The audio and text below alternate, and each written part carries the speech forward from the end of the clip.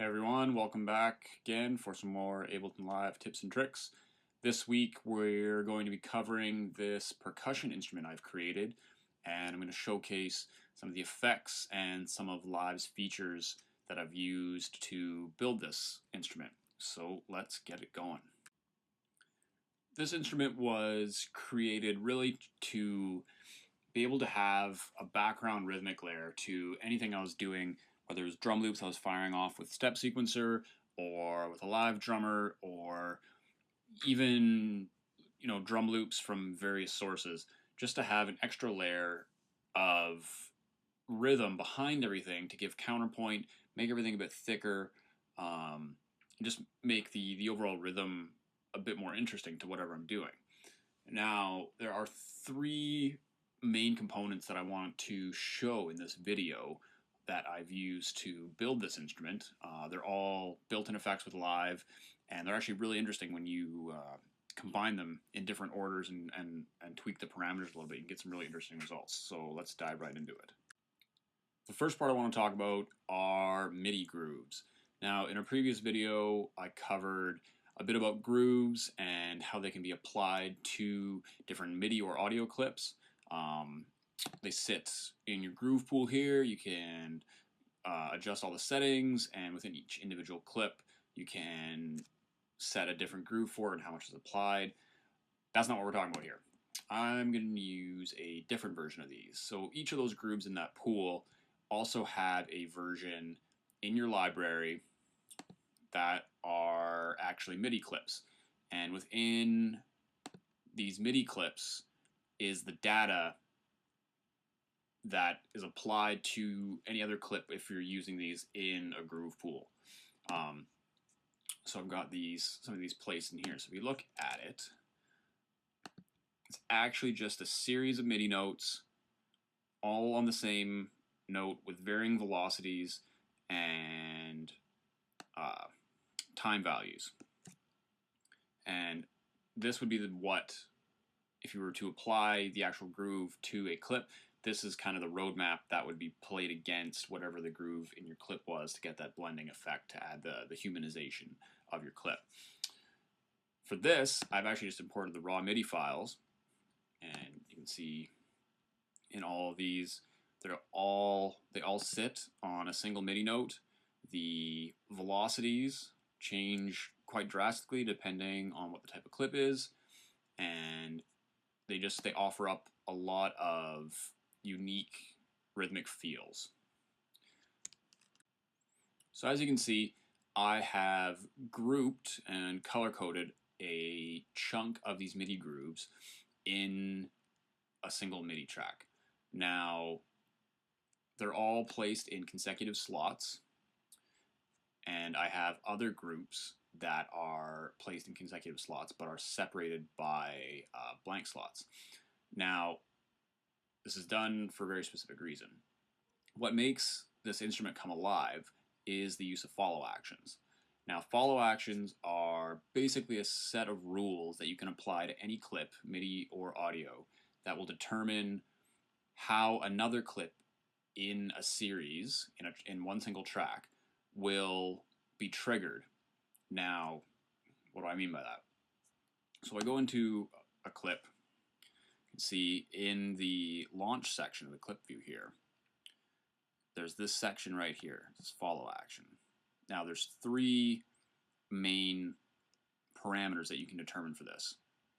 So this first one is the time. Now you can determine a set number of bars, beats, and 16th notes that this particular clip will play before a follow action is applied.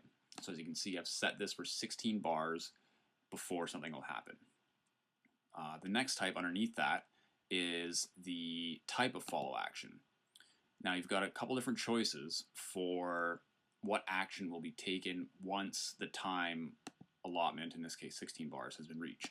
So what I've chosen is the any action, which means that after 16 bars of play for this particular clip, another clip, a random clip in this sequence, will be triggered to play. that could include, since it's any, it's not other. That means that the clip that just played, if the randomness in that sequence comes up, it might actually get triggered again. If you don't want repetitiveness, you don't want them to play ever back to back, you can just select the other and it'll basically play any other clip in that sequence. Now the third parameter that you can adjust is the chance setting. Now, if it's 0, it means it's not ever going to happen. You can go all the way up to 999. Now I've set this at 1 just because I only have one basic action that's set here. But the great thing with live is that it actually gives you the option to set 2 different follow actions and have different chance percentages for each. So you can add another level of randomness to it by having 2 different sets of rules that will apply, and the randomness will fall out depending on the chance settings that you set for it. So I can show this to you real quick here. I'm going to trigger one of these clips, and you'll see that it will put into queue another clip to be triggered as soon as the 16 bars have elapsed. So let's fire this.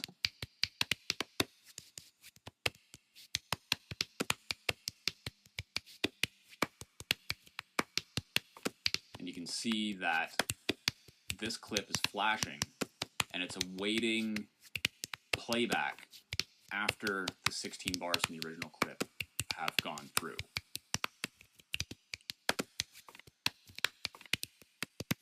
There. Now it's getting played. Now this one will be the next in line, and so on and so forth.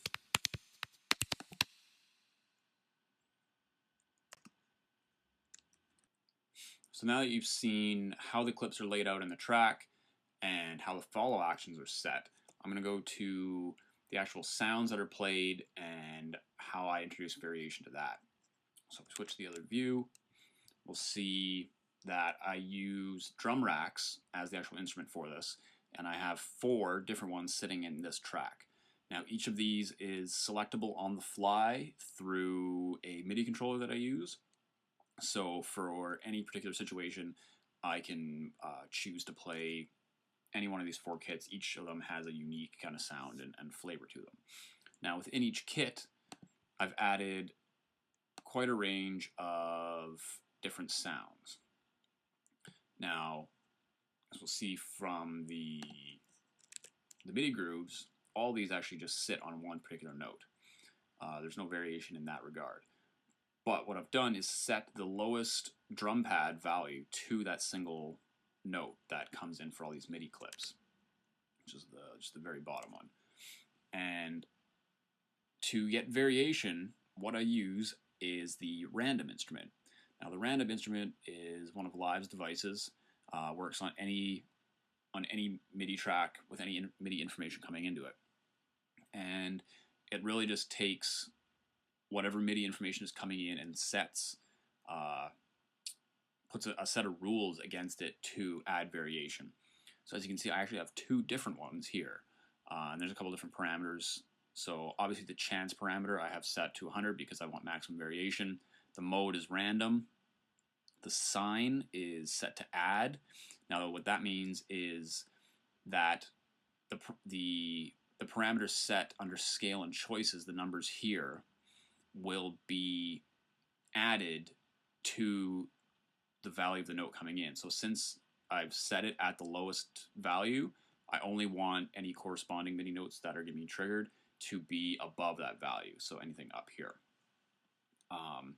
And then the choices and scale value for each were determined through a little bit of trial and error, just to get maximum variation and keeping the notes played all within the range of notes I've placed in the drum rack.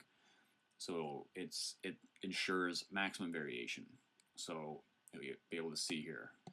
I'll play a clip and you'll be able to see the amount of note variation that's played.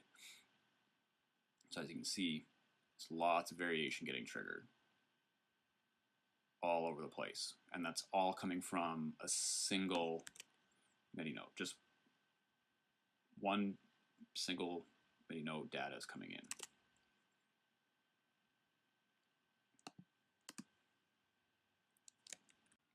So as you can see, through the use of MIDI grooves and follow actions and the random instrument, you can really create some interesting variations on just basic rhythm patterns. All of these things came stock, except for the sounds. Everything else is packed with live. There's just so many different ways you can tweak these and arrange them to really create a unique rhythmic layer to any song, any project, any live set that you're doing. And I highly recommend going out, playing with these instruments, playing with these settings, and just find something that works for you that you can integrate into your own sets. So that's it for me for this week. Come back next week, and I'll have some more Ableton Live tips and tricks for you. All right, thanks, guys. Bye.